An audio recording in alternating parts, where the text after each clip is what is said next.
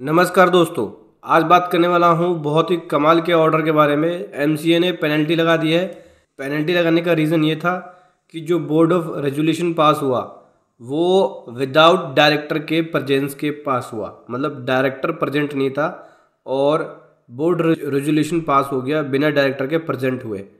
तो इस केस में सेक्शन का वायलेशन हुआ है और सेक्शन 450 के अकॉर्डिंग जो वायलेशन हुआ है और सेक्शन 179 के अकॉर्डिंग कंपनी एक्ट में उसके हिसाब से यहाँ पे पेनल्टी लगा दी गई है। चलिए समझेंगे क्या स्टोरी थी, क्या केस था, डिटेल में समझेंगे। बहुत कुछ सीखने को आपको मिलेगा।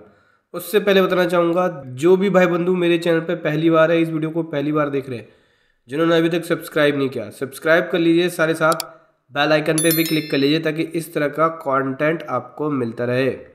तो दोस्तों, ये जो ऑर्डर पास हुआ है सेक्शन 450 के अकॉर्डिंग पास हुआ है, जो कि वॉल्यूशन किया गया है 179 का, उसके हिसाब से ये ऑर्डर पास हुआ है और इसके अंदर एमसीए ने पेनल्टी लगा दिया कंपनी के ऊपर।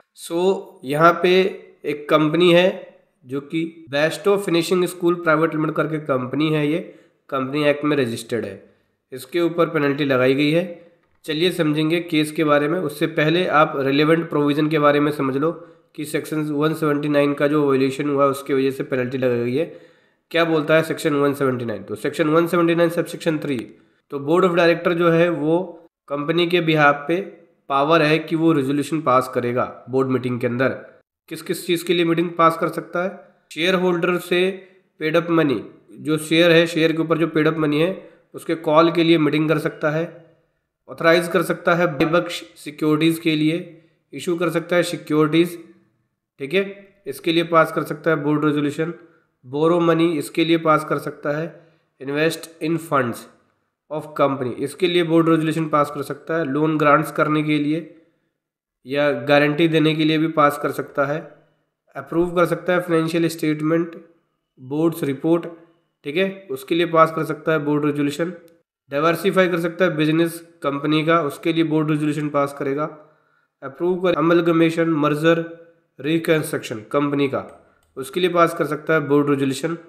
टेक ओवर करनी है किसी कंपनी को, एक्वायर करना है, कंट्रोलिंग कोई भी एक्शन लेना है, उसके लिए पास कर सकता है बोर्ड रेजोल्यूशन। या कोई भी मैटर, कोई भी अदर मैटर जिसके लिए बोर्ड रेजोल्यूशन को पास कर सकता है। ये तो बता दिया कि भाई ये प्रोविज़न है, बोर्ड ऑफ रेजोल्यूशन इन केसों में फाइल हो सकता है। अगर कोई भी पर्सन इसका वॉयलेशन करता है तो सेक्शन 450 के अकॉर्डिंग पेनल्टी बताई गई है। 450 के अकॉर्डिंग ये बताया गया है कि जब कंपनी एक्ट के किसी भी प्रोविज़न का वॉयलेशन किया गया हो और उसके लिए कोई स्पेसिफाइड पेनल्टी नहीं हो तो 450 अप्लाई हो जाएगा। 450 में कोई भी प्रोविजन, अगर कंपनी एक्ट के कोई भी प्रोविज़न को फॉलो नहीं करेगा तो 450 के अंदर जो पेनल्टी बताई गई है वो पेनल्टी एप्लीकेबल हो जाएगी। पेनल्टी क्या है? यहाँ बोलते हैं कि डिफ़ॉल्ट होते हो तो 10,000 की पेनल्टी लगेगी, लेकिन अगर कंटिन्यू डिफ़ॉल्ट होगा तो 1,000 रुपये पर डे की पेनल्टी होगी और ये मैक्सिमम जा सकता है 2 लाख रुपए की कंपनी के ऊपर। और जो उसके डायरेक्टर्स होंगे या ऑफिसर होंगे उनके ऊपर 50-50 हज़ार रुपये की मैक्सिमम जा सकती है। अभी केस के बारे में समझो, केस क्या है।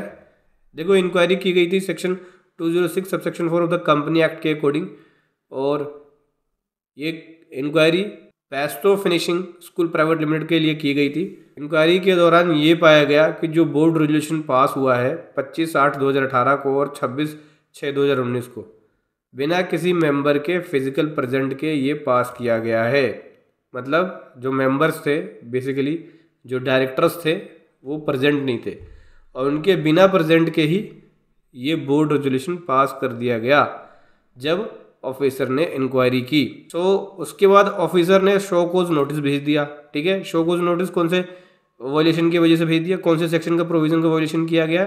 सेक्शन 179 सबसेक्शन 3 के क्लोज जी को उल्लंघन किया गया। क्लोज जी क्या बोलता है? देखो, क्लोज जी ये बोलता है कि जो फाइनेंशियल स्टेटमेंट अप्रूव की गई है और जो बोर्ड रिपोर्ट अप्रूव की गई है बिना किसी डायरेक्टर के फिजिकल प्रेजेंस के बोर्ड रेजोल्यूशन पास हो गया और फाइनेंशियल स्टेटमेंट और बोर्ड रिपोर्ट को अप्रूव कर दिया गया।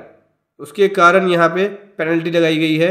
और जब इनको शो कोज नोटिस भेजा गया तो कोई भी रिप्लाई रिसीव नहीं हुआ शो कोज नोटिस का कि board resolution without physical presence, director के विदाउट फिजिकल प्रेजेंस के क्यों कर दी गई। कोई रिप्लाई रिसीव नहीं हुआ। हालांकि जो उनके डायरेक्टर थे उन्होंने ऑथराइज पर्सन को फिजिकली भेजा भी हेयरिंग के लिए, उनके रिप्लाई से सेटिस्फाइड नहीं हुए ऑफिसर, उनका रिप्लाई यही था कि कोई भी सेल परचेज नहीं हुई और कोई भी कंपनी की एक्टिविटीज़ नहीं हुई, जिसकी वजह से कोई इन्वेंट्री नहीं है, कोई अदर बिजनेस एक्टिविटीज़ नहीं है, इसलिए डायरेक्टर जो है वो फिजिकली प्रेजेंस नहीं हुए। वो बीमार भी थे, वो हॉस्पिटलाइज थे। तो ऐसे केस में ऑफिसर ने उनसे प्रूफ मांगा कि हॉस्पिटलाइजेशन थे तो उसका प्रूफ दे दो, लेकिन कोई प्रूफ प्रोड्यूस नहीं कर पाए। अब ऐसे केस में जब कोई प्रूफ प्रोड्यूस नहीं कर पाए बीमारी का या हॉस्पिटलाइजेशन का, तो ऐसे केस में सेक्शन 179 सबसेक्शन 3 क्लोज जी के अकॉर्डिंग पेनल्टी लगा दी गई है। पेनल्टी कितनी लगाई है? जैसे कि मैंने बताया कि 10,000 रुपये लगता है और प्लस लगता है 1,000 रुपये पर डे। तो 1,000 रुपये पर डे के हिसाब से जो डिफ़ॉल्ट हुआ वो 1937 दिन का हो गया, तो ये हो गया 19,47,000। ठीक है, यानी 10,000 प्लस 19,47,000, तो ये तो बहुत ज़्यादा हो जाएगा। लेकिन मैक्सिमम पेनल्टी 2 लाख की है, तो केवल 2 लाख रुपए लगा जाएंगे, यानी 19,47,000 नहीं लगेगा, केवल 2 लाख रुपए जो मैक्सिमम है वो। इसी प्रकार से जो डायरेक्टर है उनके ऊपर भी मैक्सिमम 50,000 की बताई गई है। हालांकि इनका भी 10,000 प्लस 1,000 रुपये पर डे यानी 19,47,000 रुपये की पेनल्टी बनेगी, लेकिन मैक्सिमम 50,000 बताया, तो दोनों डायरेक्टर के मैक्सिमम 50,000 रुपये लगे हैं, यानी टोटल 3 लाख की पेनल्टी लगी है। ठीक है, अब इससे हमें सीख क्या मिलती है? सीख यही मिलती है कि जो भी बोर्ड रेजोल्यूशन पास हो तो आप सेक्शन 179 सबसेक्शन 3 के क्लोज को ध्यान में रखो कि कोई भी अगर बोर्ड रेजोल्यूशन पास हो रहा है तो उसमें डायरेक्टर का प्रेजेंट होना बहुत इंपॉर्टेंट है। अगर बिना डायरेक्टर प्रेजेंट हुए बोर्ड रेजोल्यूशन पास होता है तो सेक्शन 450 के अकॉर्डिंग पेनल्टी लगा दी जाएगी, जो कि इसके केस में हुआ है। इसका मतलब जब भी बोर्ड रेजोल्यूशन पास करें आप तो इन बातों का ध्यान रखें कि डायरेक्टर का फिजिकल प्रेजेंस होना बहुत ज़रूरी है।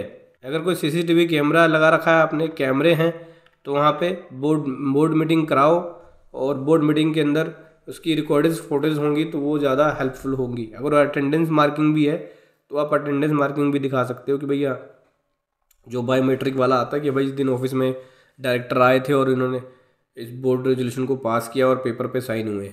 ठीक है, तो ये था एक कमाल का कंटेंट जो मैं आपके सामने लेकर आया। वीडियो कैसे लगी ज़रूर बताएं। Thank you so much. जय हिंद, वंदे मातरम।